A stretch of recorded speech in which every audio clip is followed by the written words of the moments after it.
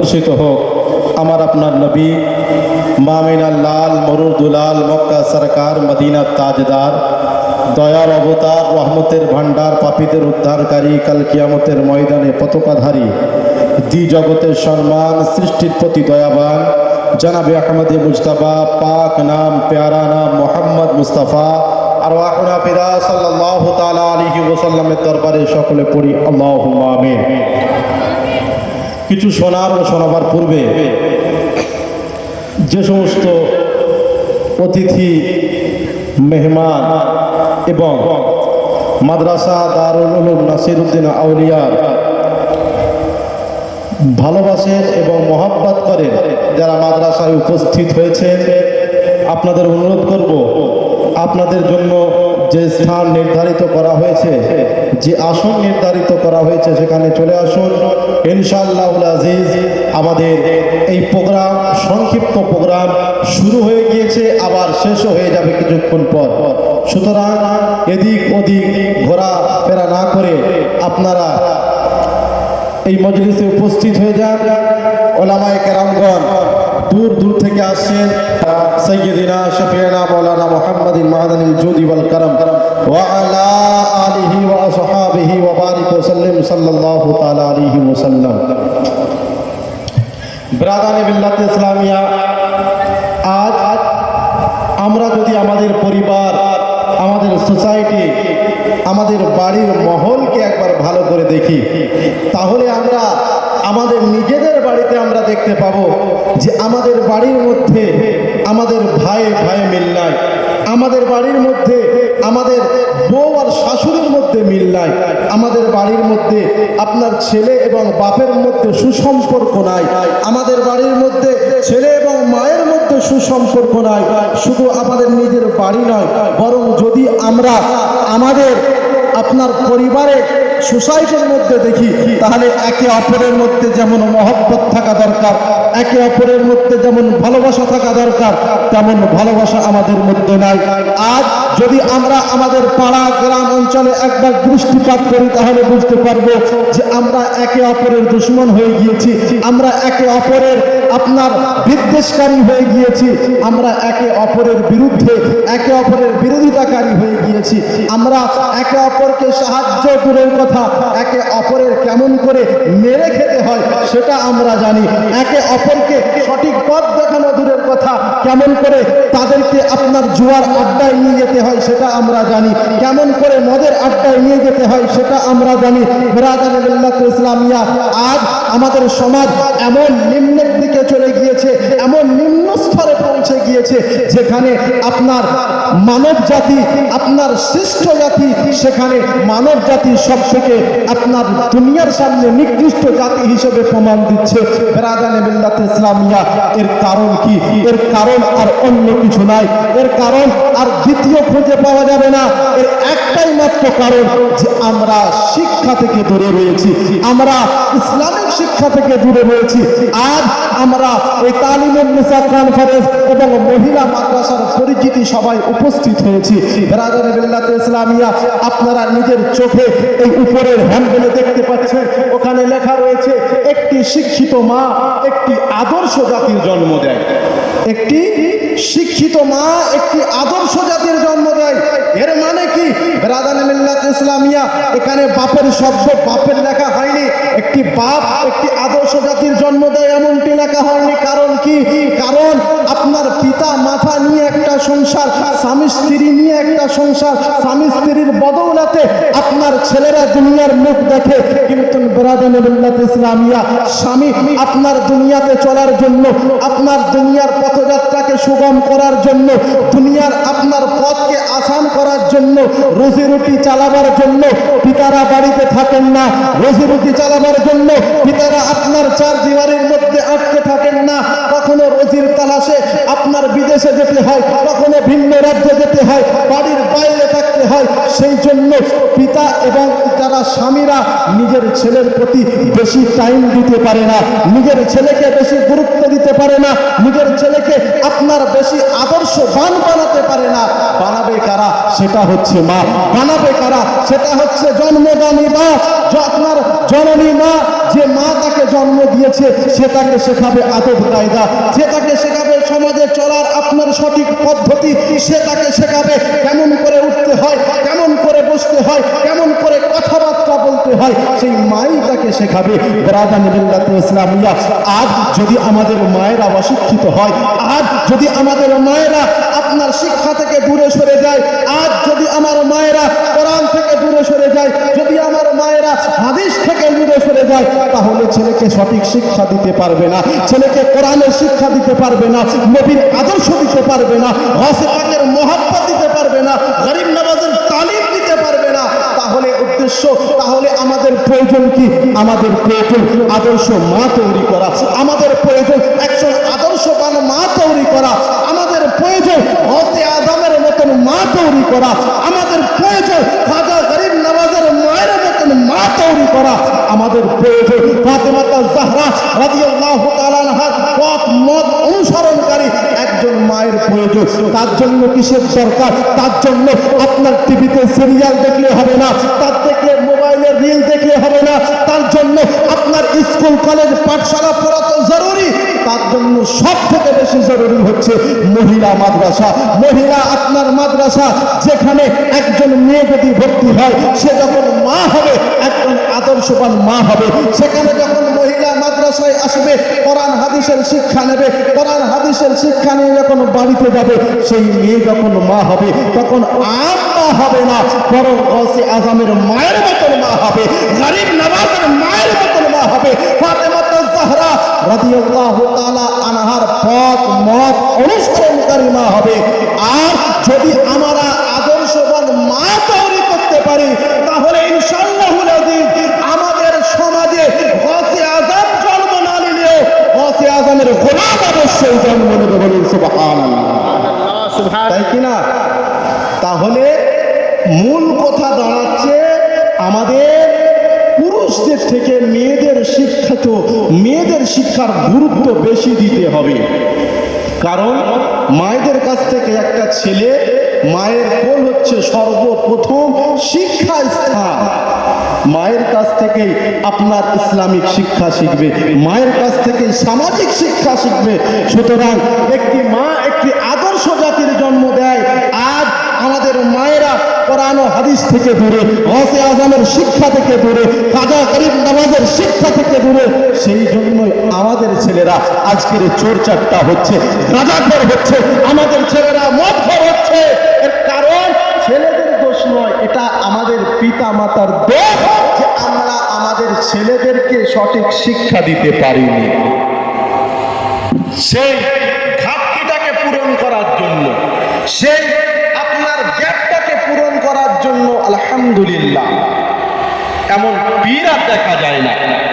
এমন পীর আমরা বহু পীর দেখেছি, ইউপি, বিহার, রাজস্থান থেকে ঘুরে বাঙ্গাল পর্যন্ত অনেক পীর দেখেছি, কিন্তু এমন পীর আর দেখা যায় না যিনি আপনার অসুস্থ হওয়ার পরেও বালক মাদ্রাসা ছেলেদেরকে শিক্ষিত করার সঙ্গে সঙ্গে সেই চিন্তা ভাবনা নিয়ে একটা মহিলা মাদ্রাসার শিক্ষা, মহিলা মাদ্রাসার জন্য উনি প্রস্তুতি নিয়েছেন।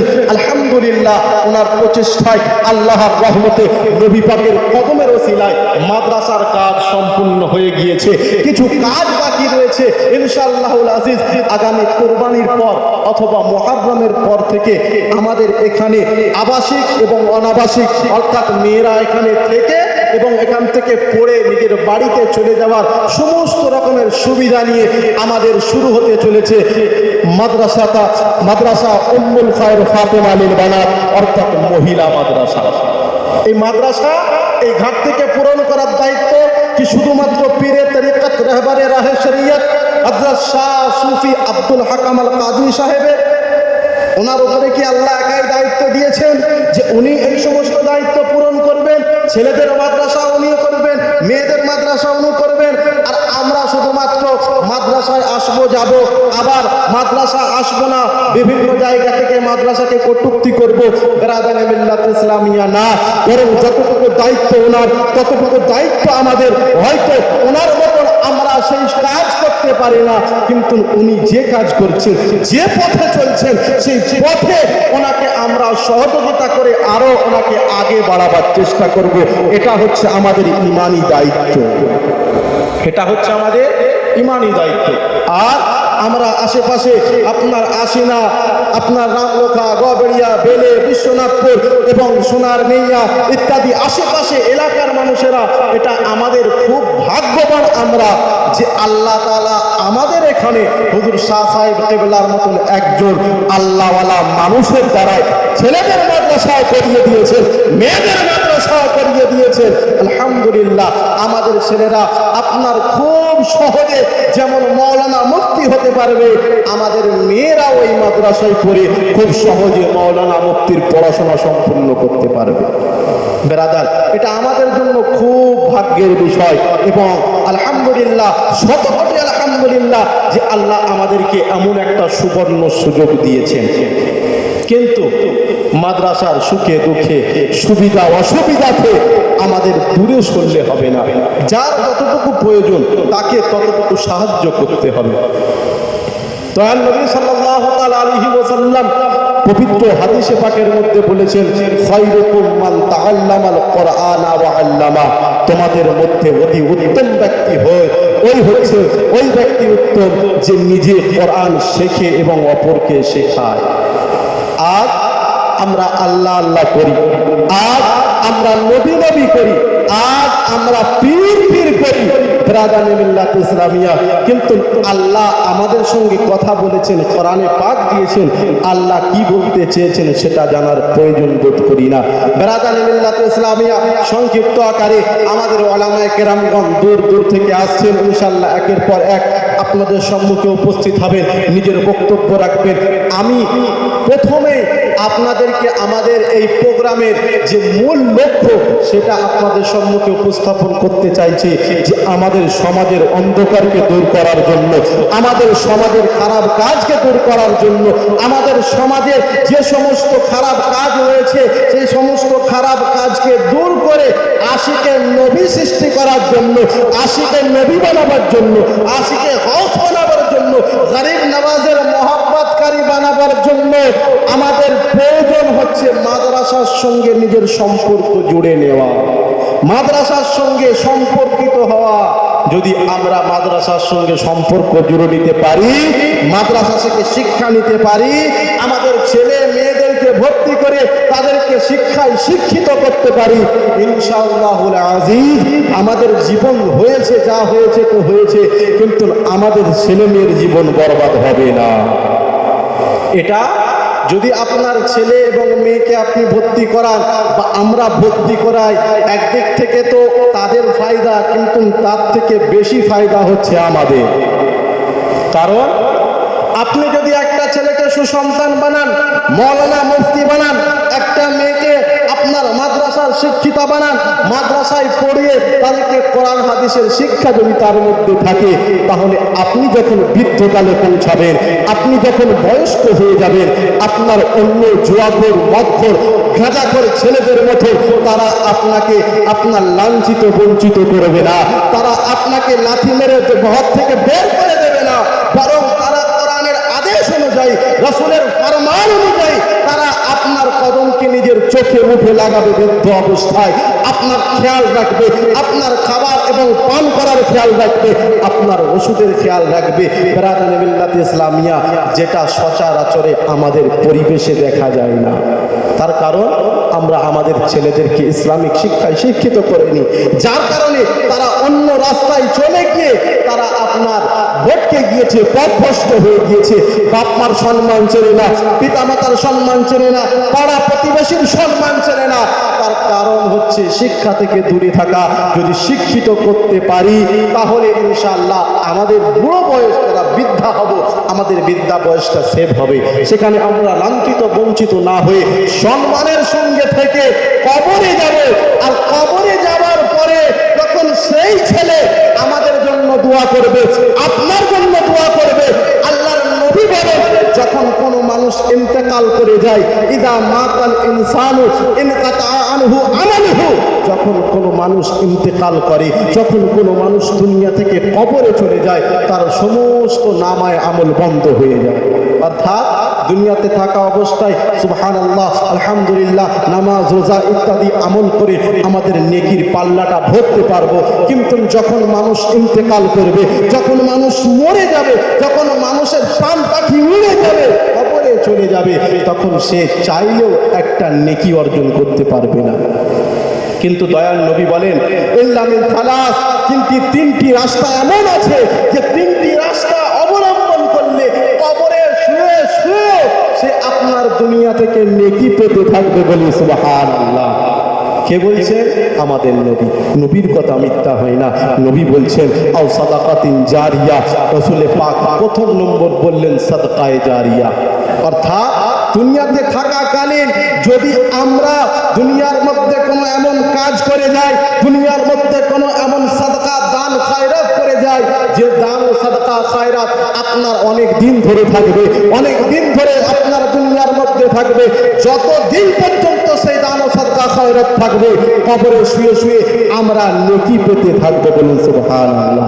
বিরাদানে বিল্লাহ ইসলামিয়া, আজ আমাদের মহিলা মাদ্রাসা আপনার কিছুদিন পর শুভ উদ্বোধন হবে, কিন্তু মাদ্রাসার অনেক কাজ বাকি আছে। মাদ্রাসা তো আর আকাশ থেকে পয়সা আসে না, আমাদের আপনাদের পয়সাতেই মাদ্রাসা, আমাদের আপনাদের দায়িত্ব মাদ্রাসা, আমাদের আপনাদের আমানত মাদ্রাসা দেখার আমাদের দায়িত্ব হচ্ছে, আমাদের মাদ্রাসা আমাদের দেখার দায়িত্ব। বিরাদানে বিল্লাহ ইসলামিয়া, সুতরাং এই মাদ্রাসার কাজে, এই মাদ্রাসার আপনার সমস্ত কাজেতে, এই মাদ্রাসার বুনিয়াদি কাজেতে, আমাদের মাদ্রাসার ওখানে আপনার একটা ক্লাসরুম হবে, তার জন্য কিছু কাজ বাকি রয়েছে। সেই ক্লাসরুমে যদি আমরা অ্যালবেস্টার লাগিয়ে দিই, সেই ক্লাসরুমে যদি আমরা রডের পয়সা দিয়ে দিই, এই মাদ্রাসা মহিলা মাদ্রাসা খোলার জন্য কিছু পড়ার জন্য টেবিল লাগবে, টেবিলের জন্য যদি আমরা খরচা দিয়ে দিই, বাথরুমের কাজের জন্য যদি আমরা সাহায্য করে দিই, বিরাদানে বিল্লাহ ইসলামিয়া, আমার আপনার কথা নয়, নবী পাকের কথা অনুযায়ী যতদিন পর্যন্ত মহিলা মাদ্রাসা থাকবে, ততদিন পর্যন্ত কবরে শুয়ে শুয়ে আপনি নেকি পেতে থাকবেন। বলুন সুবহানাল্লাহ। নারে তাকবীর, নারে তাকবীর, নারে রিসালাত, নারে রিসালাত। উলামায়ে আহলে সুন্নাহ, মাদ্রাসা দারুল উলুম নসরুদ্দিন আউলিয়া, মাদ্রাসা উম্মুল খায়র ফাতেমা, নারে তাকবীর, নারে রিসালাত। বিরাদানে বিল্লাহ ইসলামিয়া, তাহলে আমি কি বলছিলাম? যে সর্বপ্রথম কবরে শুয়ে শুয়ে যদি নেকি পেতে চাই, সব থেকে মূল্যবান জিনিস হচ্ছে মাদ্রাসা। এই মাদ্রাসায় দান করুন, এই মাদ্রাসায় আপনার টাকা পয়সা দিন, ইনশাআল্লাহ কবরে শুয়ে শুয়ে আপনি সেখানে নেকি পেতে থাকবেন। দ্বিতীয় নম্বর, রাসূল পাক সাল্লাল্লাহু আলাইহি ওয়াসাল্লাম বলেন আও ইলমিন ইউনতাফাউ বিহি, এমন শিক্ষা যার দ্বারা মানুষ উপকৃত হয়, এমন শিক্ষা যার দ্বারা মানুষ লাভবান হয়। বিরাদানে বিল্লাহ ইসলামিয়া, আপনি যদি একটা ছাত্রের দায়িত্ব নিয়ে নেন, একটা ছাত্রের খাবারের দায়িত্ব নিয়ে নেন, অথবা এক বস্তা আলুর দায়িত্ব নিয়ে নেন, এক বস্তা চালের দায়িত্ব নিয়ে নেন, সে আপনার খাবার খেয়ে যে মানুষ শিক্ষা অর্জন করবে, যতদিন পর্যন্ত সে শিক্ষায় শিক্ষিত হবে, সে যাকে শেখাবে, এই সমস্ত শিক্ষার নেকি আপনিও কবরে শুয়ে শুয়ে পেতে থাকবেন। এটা আপনার সহযোগিতার বরকতে আল্লাহর নবীর ফরমান অনুযায়ী আপনি পেতে থাকবেন। তৃতীয় নম্বর, আওয়ালাদিন সালিহিন ইয়াদউনাহু, এবং সুসন্তান যে তার জন্য দোয়া করে, সুসন্তান যে তার জন্য দোয়া করবে। ব্রাদার, সেই মাদ্রাসা এবং সেই মাদ্রাসার সঙ্গে জড়িত যদি আপনি থাকেন, নিজের ছেলে মেয়েকে যদি আপনি শিক্ষিত করেন, আপনার সূরা ফাতিহা পড়ে যখন আল্লাহর কাছে দোয়া করবে, সেই আপনার ছেলের সূরা ফাতিহা পড়ার বরকতে আল্লাহ আপনার কবরের আযাবকে মাফ করবেন। বলুন সুবহানাল্লাহ। তাহলে এই মাদ্রাসা, বালক মাদ্রাসা কিংবা মহিলা মাদ্রাসা আমাদের জন্য আখিরাত কামানোর একটা বড় জারিয়া, বড় সুযোগ, সুবর্ণ সুযোগ। যদি আমরা এই মাদ্রাসায় নিজের অর্থ দিয়ে, নিজের শ্রম দিয়ে, নিজের আপনার টাকা পয়সা দিয়ে সহযোগিতা করতে পারি, তাহলে আমাদের দুনিয়াও ভালো হবে, বৃদ্ধকালে ভালো হবে, এবং মরার পরে আমরা শুয়ে শুয়ে সেখানে নেকিও পেতে থাকব।